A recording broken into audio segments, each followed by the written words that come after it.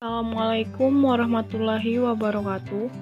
Saya Firda Iriani, mahasiswa Hubungan Internasional Universitas Mula Warman tahun ajaran 2018.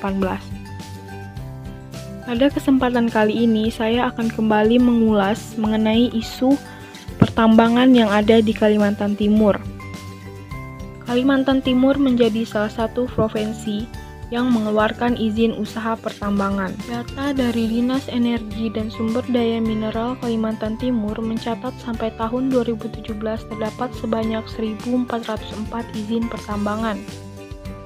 Terdiri dari 665 IUP eksplorasi, 560 IUP operasi produksi, dan 168 izin kuasa pertambangan, serta 11 IUP penanaman modal asing. Melihat banyaknya kawasan pertambangan di Kalimantan Timur, ternyata tidak menjadikan hal ini mampu memenuhi kebutuhan dari masyarakatnya. Hal ini terbukti dari ungkapan Jaringan Advokasi Tambang atau JATAM Kalimantan Timur bahwa luasan areal tambang batubara yang mencapai 4,5 hektar di Provinsi Kalimantan itu telah terbukti menghancurkan lahan pangan bagi jutaan jiwa warga setempat. Kasus kematian anak di lubang tambang batubara di Kalimantan Timur masih terus berlanjut.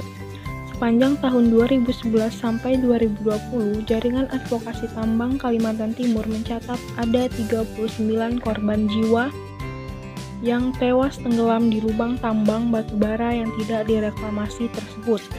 Korban terbaru adalah seorang warga yang berinisial A dan R yang merupakan korban ke-38 dan 39 di lubang tambang. Kedua korban tenggelam di lubang bekas tambang yang dinamakan Danau Biru di Desa Krayan Makmur, Kecamatan Noikis, Kabupaten Pasir, Kalimantan Timur pada 6 September 2020. Lokasi Danau Biru dulunya adalah bekas galian tambang batubara PT Sarana Daya Utama. Perusahaan ini beroperasi di Desa Krayan Makmur hingga tahun 2012 dengan izin seluas 1.806,5 hektar. Izin tersebut berakhir pada tahun 2017. Tewas tenggelamnya dua korban tersebut menambah daftar korban lubang tambang di Kalimantan Timur dalam kurun waktu 9 tahun. Kondisi tersebut makin diperparah dengan disahkannya Undang-Undang Minerba yang memberi karpet merah ke industri tambang, dan RUU Cipta Kerja yang menghilangkan AMDAL dan sanksi pidana untuk perusahaan perusak lingkungan.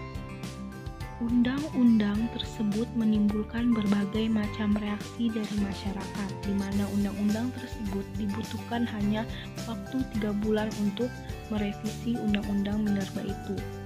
Kemudian Undang-Undang Minerba yang baru dinilai hanya memberi kemewahan kepada pengusaha pertambangan. Salah satu pasal krusialnya adalah jaminan perpanjangan KK dan PKP 2B otomatis 2 kali dengan durasi 10 tahun tanpa pengurangan wilayah tambang. Koalisi Indonesia Bersih menyebutkan 7 perusahaan yang izinnya habis paling diuntungkan. Dari 7 perusahaan tersebut, 5 diantaranya beroperasi di Kalimantan Timur. Perpanjangan izin dijadikan jaminan untuk refinancing, pembiayaan kembali utang perusahaan. JATAM menilai ada peran oligarki tambang di balik revisi Undang-Undang Minerba tersebut. Kalimantan Timur menjadi daerah yang paling masif dalam menerbitkan izin usaha pertambangan, yakni hampir 40% dari total yang diterbitkan secara nasional. Sebanyak 2.870 izin usaha pertambangan per akhir tahun 2017, yang bisa dilihat melalui diagram lingkaran berikut. Produksi batubara Kalimantan Timur pada tahun 2017 mencapai 82,87 juta ton batubara, dan Kutai Kartanegara memproduksi sebanyak 65,11 juta ton batubara. Samarinda juga menjadi wilayah yang jumlah bekas lubang tambang terbanyak dibandingkan dengan wilayah Kalimantan Timur lainnya. Pada diagram di atas dapat dilihat bahwa Samarinda menjadi tempat paling banyak bekas lubang tambang, yaitu sebesar 31%.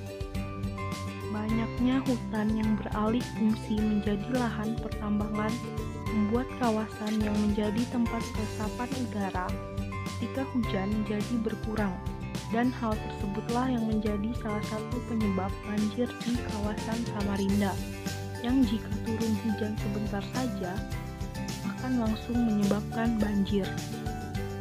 Pemerintah baik di tingkat pusat maupun daerah selalu mengklaim bahwa keberadaan tambang batubara di suatu daerah dapat meningkatkan kesejahteraan sosial maupun ekonomi masyarakat sekitar.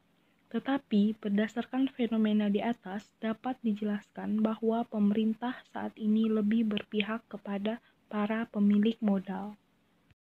Sekian penjelasan dari saya, kurang lebihnya saya mohon maaf. Assalamualaikum warahmatullahi wabarakatuh.